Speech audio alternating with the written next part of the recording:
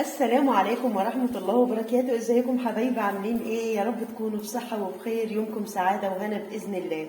النهاردة هنعمل رز الصيادية بأسرار جديدة، أسرار لأول مرة تعرفيها. هقولك على أول سر ايه اللي بيخلي الرز ما تطلعش معجنة معاكي، وهقولك كمان على ايه السر اللي تعمليه في الخضروات اللي انت تحطها فيها يديكي طعامة يعني ولا اروع من كده. وهقول لك كمان ايه اللي بيخليه لونه ميل للبني، وهقول لك السر كمان اللي انت بتعمليه في اول حاجه تحطها في الحله اللي بيخليه طعمه مسكر وفي نفس الوقت هو وجبه حادقه. تبقى انت بتاكلي حاجه كده فيها طعامه، بس انت مش عارفه الطعامه دي جايه منين. وهقول لك كمان على السر اللي تعمليه في الرز يخليكي تستفيدي من السمك اللي هتاكليه جنب رز الصياديه من الفيتامينات والمعادن. السر ده لازم تعمليه في الرز عشان تستفيدي من الفيتامينات والمعادن. خليكي معايا تستفيدي جدا في الفيديو ده. يلا بينا نشوف المقادير وطريقه التحضير. اول حاجه حبايب قلبي هنزل بالسكر علشان يتكرمل، ومش هقلب خالص ولا هاجي يمته، هو لما يتكرمل لوحده عشان ما يسكرش معايا. بعد ما السكر كرمل معانا ما نخلوهوش يتحرق، نخليه بني فاتح.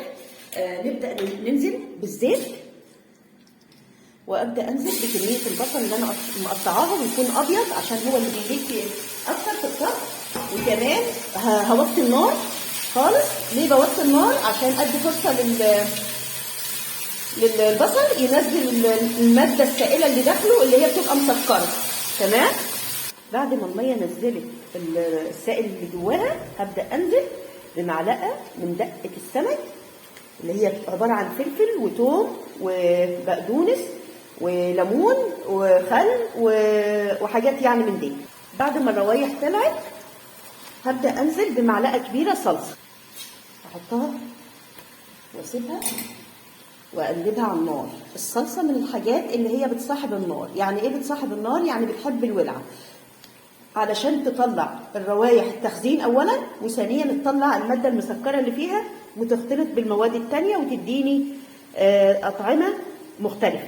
لو كملتوا الريحة هتقوموا تعملوها دلوقتي. بعد كده هنزل ببشرة طماطم زي ما انتوا شايفين، معلقة صغيرة جدا سكر عشان تعدل الحموضة اللي في الطماطم وما تعمليش حموضة في معدتك.